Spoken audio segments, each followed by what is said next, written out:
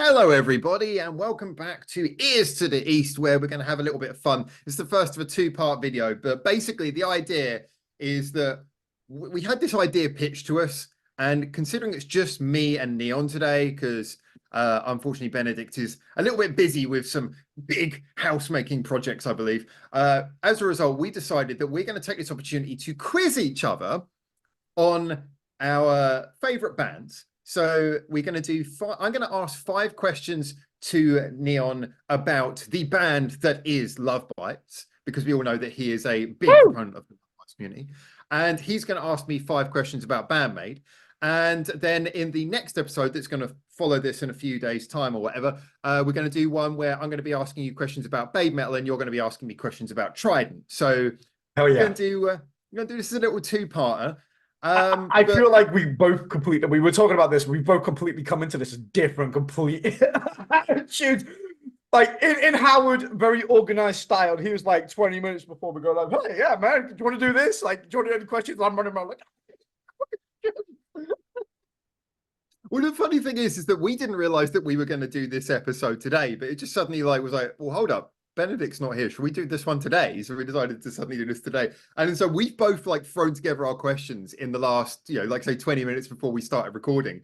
And it does seem we haven't spoken about it much, but just from a little bit that we spoke about just before we got into the recording, it seems that our approach was very different. So I have no idea what our individual questions are going to be like by comparison. The other thing I want to throw in here, the reason why we agreed to do this, and the reason why this is quite funny, is as many of you will know at home, we're music fans, but we suck at trivia. Like me and Neon, we're like, there'll be people like, fans you get in the chat and it's like, well, they know like really precise details about exactly, what the favorite food of the, former bass player of this group is. And we're like, okay. Yeah. So, this is going to be really interesting. So as always, if you're a fan of either of these bands, get in the comments and tell us how many of these you got right. So how are we going to do this? Am I going to ask you all the... from what you said before, like your approach to this was like, oh, you should get it. It's not that obscure. And I'm like, what? And my approach to this is like, oh, I'm like going to make sure I don't throw them under the bus. And I'll just like ask loads of questions that are like open-ended. So there's no right or wrong answer. Wait, hold up. I think you're going soft. It sounds like you're trying to say that so that everyone goes, oh, really easy questions. And then when I inevitably get them all wrong, it makes me look 10 times worse. All right. So as we're going to, I think the first question that both of us ask each other is going to really set the tone. So are we going to do it one question each, one at a time? And I'm interested to know like how fucking heavy you've gone into this. So like, I'll let you go first. All right. So my questions, I put them in order of difficulty. So I'm going to start with the one. God. I feel like I fucked up the homework assignment. I'm like that student who overdoes it and the teacher just looks at it and goes, I don't want to mark this. It's like, just be like the other kids. And I'm the one the teacher takes one look at and goes, yeah, it's like, this is going to be interesting. All right, I'll start with the one. So this is just the most general one. This is a very general one. It's not really a deep knowledge one. And I think this actually, it just depends. So first question. According to Miho, why did the band choose to wear their signature white dresses? Why did they choose white dresses? What was the reasoning behind that? Oh, you know what? I actually don't know, and I know this is a common thing as well. Somebody told me about this on the comments as well before. You might be able to take a guess at this one. I don't feel it's like extremely obscure, but why would you? I don't know the reasonings. I just think it's because I think they wanted to be a little bit different and maybe girly as well. I think like the aesthetic for most bands were pretty dark and gritty, and I think they just wanted to be a little bit different. And white is certainly a massive contrast to pretty much every other band out there, so it stands out. That's pretty much her reasoning, yeah. Apparently, she said that they want to wear all white clothing as opposed to the genre's stereotypical black, and like a lot of their influences. I was reading about the bands who influenced them, and it's like, yeah, like there's a lot of the bands are like really heavy, like Norwegian thrash band this, and like sort of German a dark, heavy death metal band now. I was like, holy crap. And then you've got Asami who's like, I'm into R&B. Yeah. It seems the general jazz music. And I was just like, oh, wow, okay. No, I thought it was something along those lines. Obviously, it's really difficult because like everybody, when we do videos or on my channel specifically, when they were talking about the dresses, everybody takes the piss that they look like wedding dresses. So after like gazillion comments that all say the same thing, it's hard not to think, oh, is it something like wedding related that I'm just not getting? That was when I first like when I was doing reaction videos, I did a reaction back to them in 2019, and that was I think that was actually what I described it as. Is like, oh, they look like they're all wearing wedding dresses. So I think that's the vibe it gives off. And yeah, when you do videos where you're in a church, that kind of like kind of further puts that forward. But yeah, also it was interesting because when I was doing some of the research, I looked on the so they were with I don't know if they still are, but they were with a record company called Atomic Blast.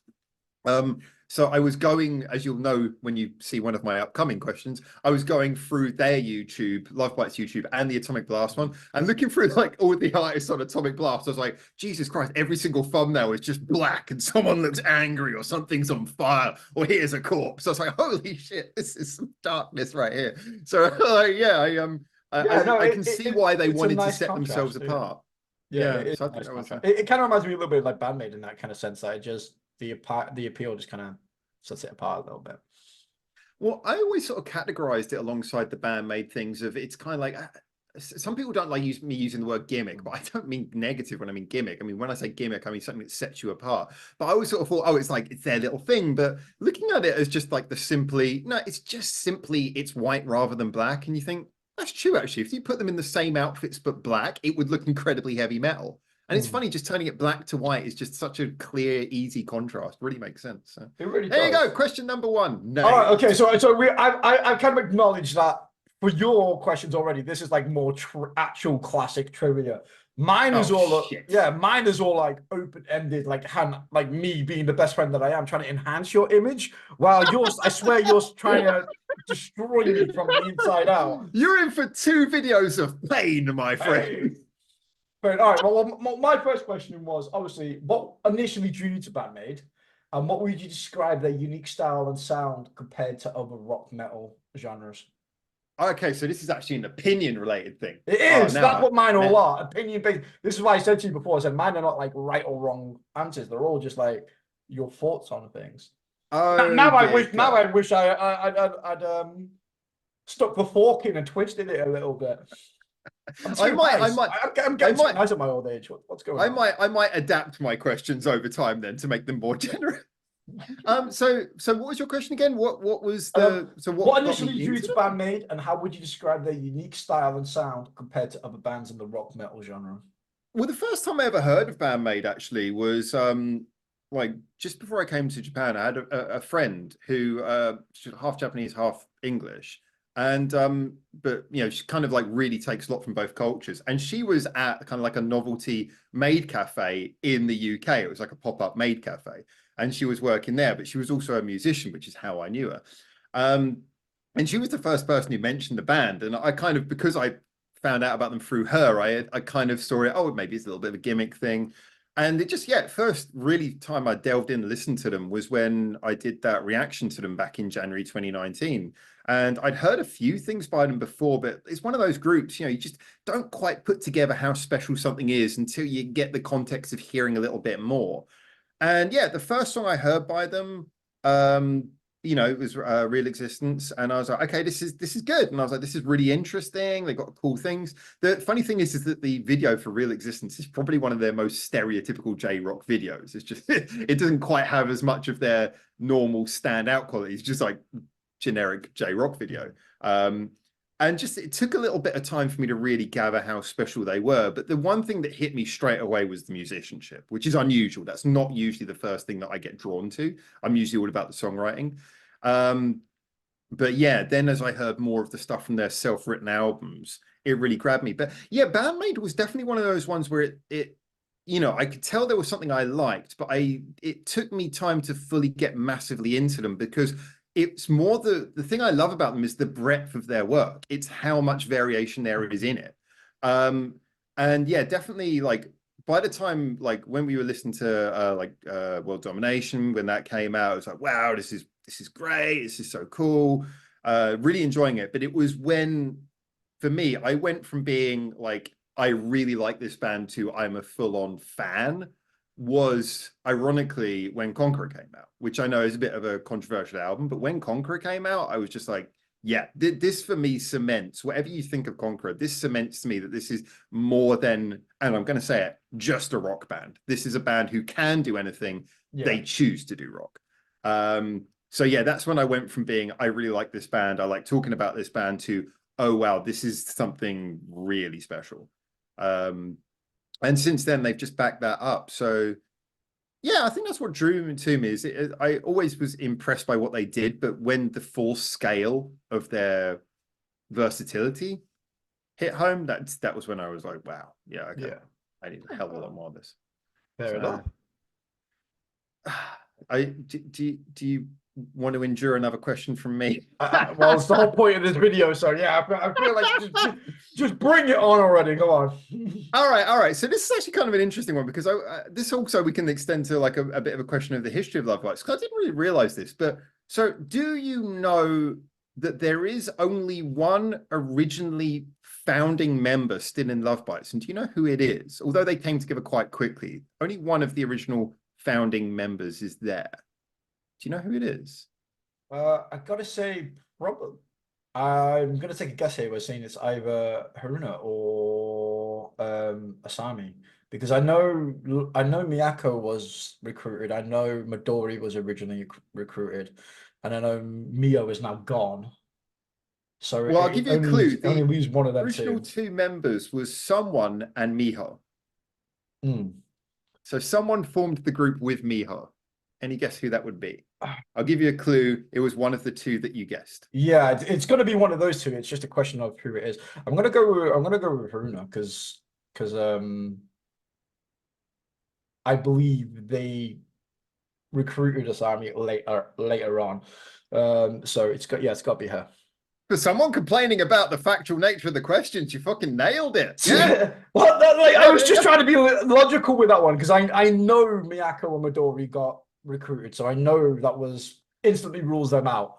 Now I know Asami was there pretty much from the beginning, but I know the stories from the fans telling me on my videos and comments how they picked her out, or Miho picked her out as a kind of a left field choice, to be honest. In the traditional sense, because like I said, we all know her like R&B kind of jazzy background. So as a traditional heavy metal vocalist, she was a really odd choice. So yeah, that could only leave her. I think, yeah, I mean, from what I read, basically it was saying that so Mio and Haruna formed the group, and I think a lot of what I got from the feedback on our videos as well was very much that Miho was a real driving force in the band, which is why I think there was so many like there was so much talk around when Miho was, you know, leaving Love Bites about, oh wow, this could be really critical. And so obviously I've been a big fan of the post-Fami joining era, and I think like their most recent album, definitely Judgment Day, is in my opinion the best one thus far. So but yeah, taking on board, like reading about it, how much Miho was important to the group, it's really interesting, because it makes it even more impactful how much of an impact Fami's actually had on the group. But yeah, so apparently it was them, and then quickly they picked up Midori and Miyako as well. They all kind of knew each other, and you know, there was a previous group, Destros, which was where I think Miho and Haruna met. And then Asami, yes, Asami was the last person to join. But yeah, she's got like an R&B sort of background, which I guess shows in her voice. But yeah, what a cool choice! What a cool choice to we actually did a reaction to. Yeah, we actually did a reaction to an Asami song literally yesterday on the channel, and it was like a jazzy co-op one, like from last Christmas, which is really eye-opening. It's kind of weird when you consider that obviously she fronts Love Bites, but I think her passion for music lies in somewhere else, and the fact that she can do all of that is pretty cool. Actually, it was actually the first one of the. Oh, sorry. I was going to say during that reaction was actually one of the first times I ever heard her singing that in Japanese, ironically. Of course. And her level in her voice is so different when she's speaking, obviously in a native tongue, in a native tongue, than she does when she sings it at Love Bites, which is really interesting. That's actually a really good part, because the thing is that I always kind of dismiss the fact they sing in English, because it doesn't really bother me either way. I'm not a huge lyric person, but half the time when they sing in English, I got to be honest, it's not so clear as for me to go, oh, I'm really taking in the English lyrics. It's not like when Sue from Baby Metal sings in English and it's like, my God, where did you get that strong Californian accent from? It's like, it's just like, so I just kind of hear it as like vocal noises. Do you remember that game, The Sims? And like they would Oh have like yeah. music in it. I always kind of treat it like that. It's like indistinct syllables are coming through, but A it sounds lot of like people say that. A lot of I think that's the barrier for Love Bites. Although to be fair, I think Sam is getting better with it. With every album, it's getting better, I think, and as time goes on, which is what you hope. But I actually think them singing in English was actually an incredibly it's a brave choice. brave choice, and I think it will set them up not only.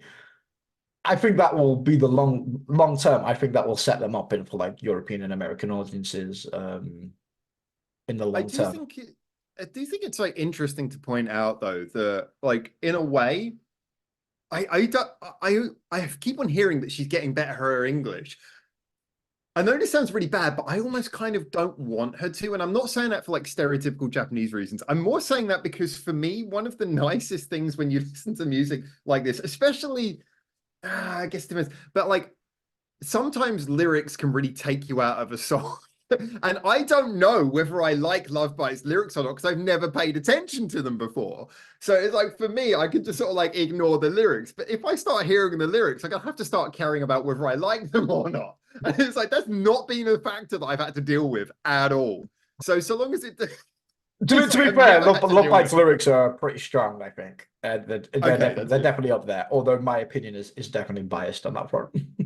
I am going to quickly rewind because there was something I just quickly wanted to mention because you mentioned about like Asami's background. And I was going to say that it's funny that we decided to talk in this video first of all about BAND-MAID and LOVEBITES because obviously there seems to be this like I don't know how true it is, but there's this like fictionalized competition between BAND-MAID and LOVEBITES fans that is not real in reality, but seems some fans like to perpetuate this. But one of the interesting similarities that I hadn't realized until you said that is that both bands have singers who effectively have pop backgrounds, like Mm. pop, R&B, whatever. Like, because if you think about it, Psyche, she's from a background that is not heavy. She's Mm. into like sort of fashionable street clothes, trainers, stuff like that, and was in like pop videos, and then suddenly she winds up in like a hard rock group. And I think that's one of the strongest qualities of both bands, and ironically, Mm. probably the only thing that they both have in common. So I think it's like, I think that's a cultural thing as well. I feel like if that was probably, yeah. anywhere else in the world, in any other country, I don't think those girls would end up leading those bands for various different reasons. I just think that in this culture where obviously the idol and pop group is so strong, I don't think a lot of bands really like maybe it's a Western thing. We're very much like, oh, metal elitist, and it has to be screaming, or they can't do this and they can't do that. They got to sound this particular way. I feel like in Japan, it's very much accepted that you can take a little bit of everything and incorporate it into what you do. They're very open. They're not very closed off. They're very open to everything and every kind of source. I agree. Plus, like you said, everybody knows everybody in that scene over there. It's a we say Japan's a pretty big place, but it's really not. Like literally everybody knows everybody on the scene. And that helps as well, I think. Anyway, I totally agree, but we better pile on with the questions, or we're not going to get Oh them yeah. through them before like Zoom free kicks us out. Yeah. So All right. Okay. So here's when an we interesting agree one. on points, that's when I skip ahead. It's like, well, we already agree on that. Nothing to talk about. Let's go. It's pretty nice on what we were talking about with Love Bites, but with BAND-MAID as well. Obviously, my second question is BAND-MAID incorporates elements from both Japanese pop culture and rock music, Western rock music, into their image and performance. How do you think this fusion contributes to their appeal both domestically and internationally? Yeah, this is an interesting. So you mean like how the image juxtaposes to the music?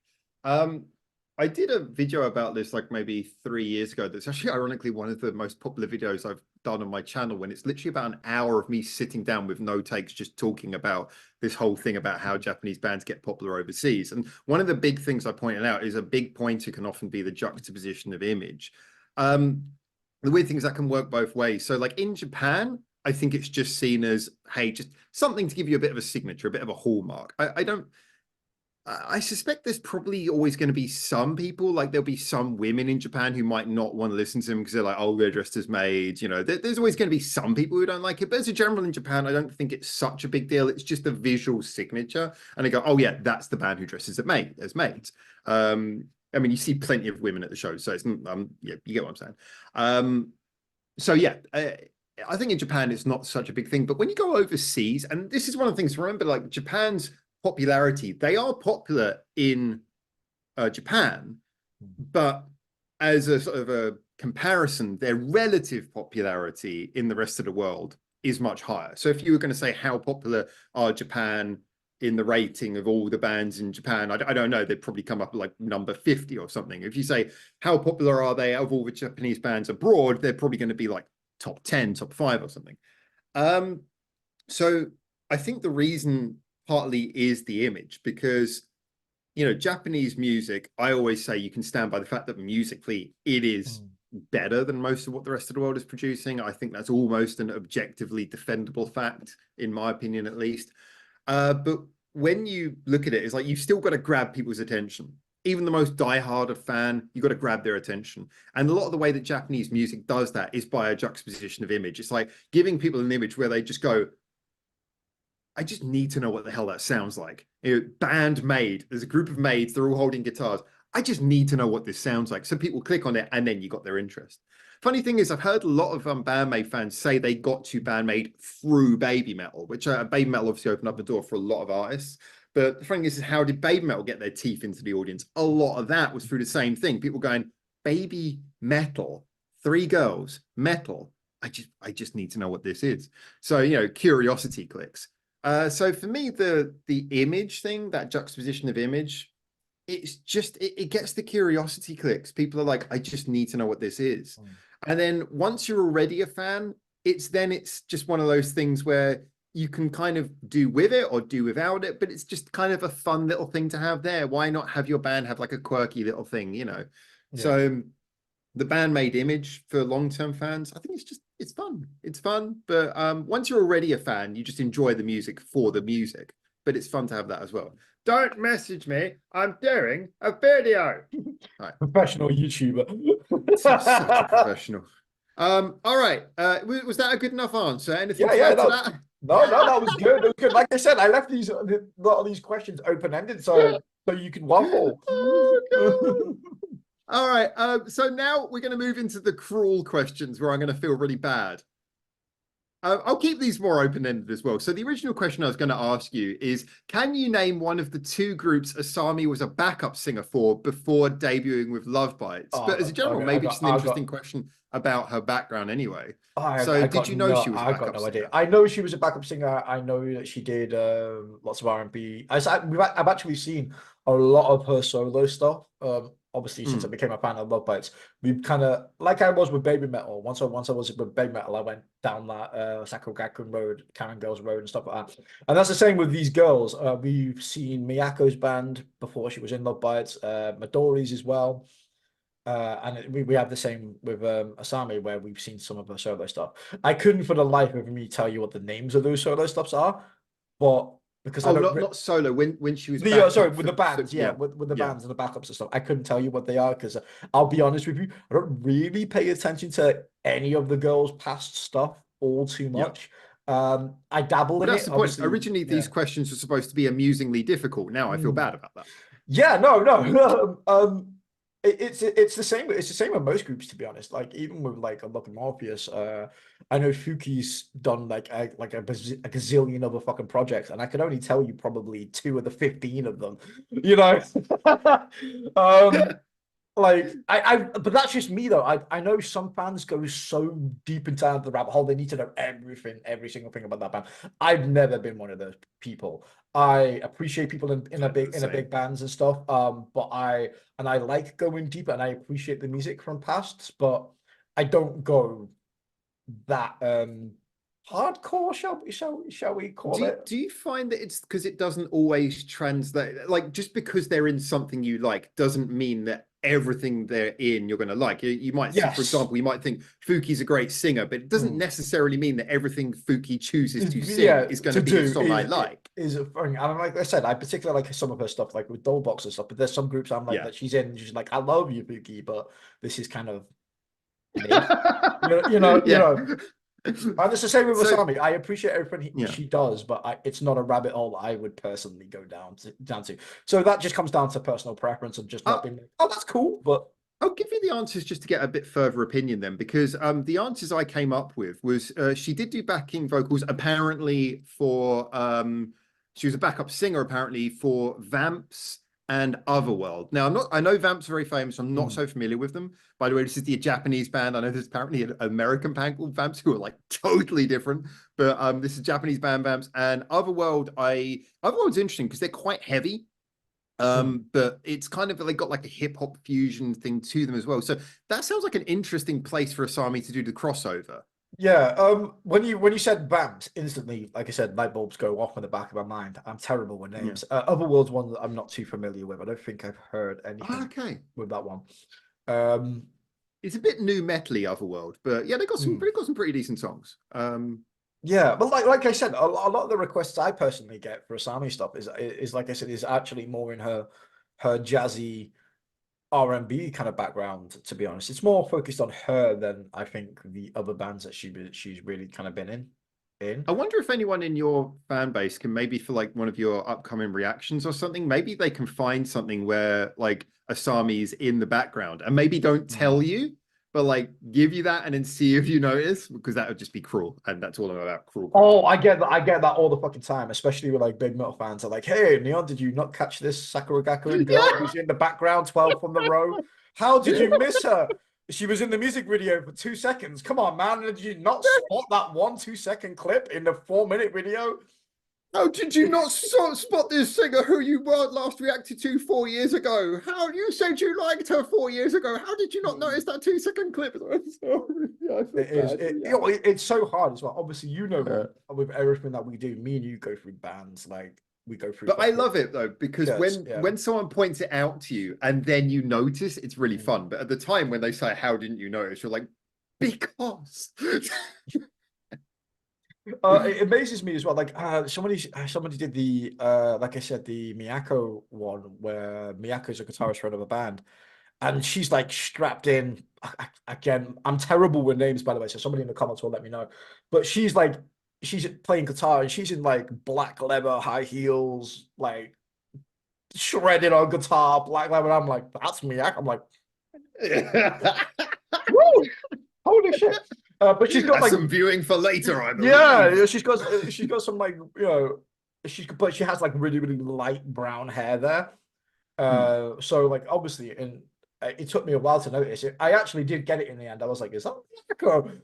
But it's people expect you to get it, and when they look completely different from like 10 years ago, and you're just like, I think a lot of the time we're getting trolled with that kind of thing, but it's kind of fun when you do eventually get it, because you're like, at the time you're like, how was I supposed to get that? But then when you look back at it, you're like, that's pretty cool. That's a pretty cool Easter egg. And like you say, everyone's connected in Japan, so there's a lot of these Easter eggs going around. So yeah. Definitely a good one. Definitely a good one. The most surprising genre change for me is actually Razor Sunan, and they did Rachel, and I didn't know who Rachel was.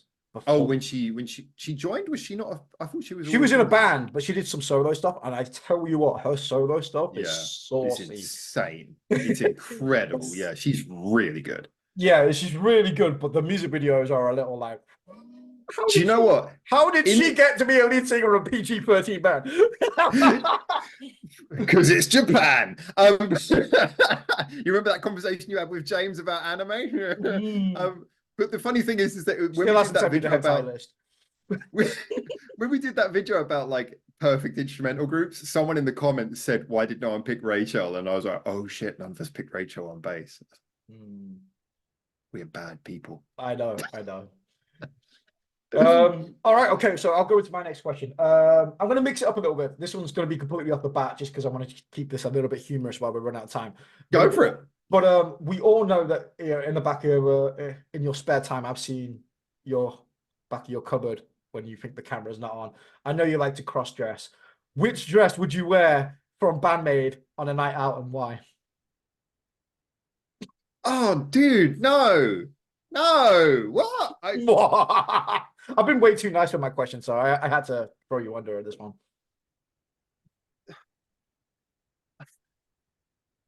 I love how we put serious thought into this. Yeah, no, that question pains me because I know that Photoshop is going to come up and people are going to, okay, wait, let me just type in, I'm going to type into Google BAND because people are going to use the most up-to-date photographs. All right, BAND-MAID 2024. Let's have a look at the dresses. Which one could I wear without... Which one do you reckon you could pull off? Oh, God, yeah, I'm looking at the pictures right now. I expect this picture to be on here. All right. Okay. It's one with a guy in the middle, so I probably shouldn't include that one. Let's go. Okay, let's go for the generic bad picture. Okay. So looking at all right, so the problem is that there's no way that I can pull off like Miku's one. That's not going to happen just because, sorry, I don't want to do that. No, it's not happening. The problem is that I was before you said this, I was thinking, well, Misa always wears just something dark and formless, but I'm looking at it. She's got like a little bit of a cut right here, and it's just like all my man fluff will come through there. I can't wear that. Then we got like, okay, so Konami's outfit has changed recently. It looks much more dark, a little bit. Okay, maybe we can pull that up. Maybe. I think from this picture, it's really hard to see the current one that Akane is wearing. The problem is that I'm leaning towards thinking that the easiest one to pull off would be Psyche's one because she's got like a nice jacket, a nice formal dinner jacket. But then you see the leggings. I'm like, I can't do leggings. It's like that's no. I mean, again, man fluff, and the really thing. Look, I do not want to wear women's clothes. No one wants to see that, least of all me. If we can get to 1,000 subscribers by the end, by 2 weeks, I'm not. No, then Howard is wearing a dress. No, on the next Ears to the East episode. No, you are not putting me. You're not putting me forward. I'm not doing that. I'm not doing that. 1,000 subscribers before. What's the date today? You can subscribe to be disappointed then, because that's not happening. Oh. Okay. No. Okay. So. I think the one that, like, I can't see it properly, but like, I think Akane's one now is more like just a normal jacket, and she doesn't seem to be wearing any leggings that I can see because she plays the drums. So why would she? It still looks like a dress, which is, I don't want to wear a dress. Something that I could pull off and say it's a kilt, maybe, but I don't know. I'm really surprised how much thought you're putting into this. Because I hate it, and I know that people are going to. I think from what I can see that Akane's... and I will make him wear the dress. Akane has like no headdress on, which is, I don't want to put something up where, no, I'm not wearing any of this. I'm going to go with Akane's one, hashtag no bias. I hate you. Now, fuck you. I'm going for just evil questions all the way. You've done it now. You're just going to have evil questions. Right, we got 5 minutes left. Well, we could squeeze two more in. What piece of musical equipment does Fami not use, having described it as impossible? Music equipment. Yeah, I would say a pick. Fuck. Anyway, I've never seen her use a pick. Yeah, you're absolutely right. Yeah, she doesn't use a pick because she says it's impossible to use. She doesn't. Well, she sort of, I think, playfully described it as impossible. But yeah, so she doesn't use a pick. Well done, you absolute bastard. All right. I'll go nice for the next one. I did have another one lined up. No, it's too late. It's all evil now. Is it too late? All right. If I've already thrown you under the bus, I'll go for this one last. Misa is the best girl, and explain to the audience why. So you want me to prove a neg? So the reason why Akane is the best. No, not Akane. Misa. You know, as much as I love Misa, I can only deal with facts. I'm not. Look, the funny thing is that I absolutely love all of them. I've said this before. I think the thing about BAND-MAID is they're such a perfectly balanced ecosystem. Like each member, you couldn't take a single member out, and that includes. I mean, Miku, it's not just for the fact that she leads like the setup, designed the image of the band and everything, but I think also when you've got a band full of virtuosos, you need one person at the center who is the one person who has a solid sound, backing vocals, rhythm guitar, not just going off and doing solos. So I don't think any one member could, because you said the other day when we were doing the instrumental video again, you said, oh, BAND-MAID wouldn't be BAND-MAID without Misa. I think that's true. And that's my biggest endorsement. They wouldn't be BAND-MAID without Misa. But you could say that for any member of the group. I do not think there's a member you could take out. We said in that other video, how would I, you asked me in another video, how would I feel if Psyche was never in the group? If we'd never known about Psyche, then yeah, we would accept them for being the group as a different band lineup, four-piece band lineup. But now that we know Psyche, we can have them without. Go on, let's move on. We can get one question in each quick. All right. What is the most viewed Love Bites music video? Oh, the most viewed one. Oh, this one's gonna be a hard one. I've been really impressed with the new album, and I would say it's gonna be Judgment Day, but I know it's not. It's gonna be an older song.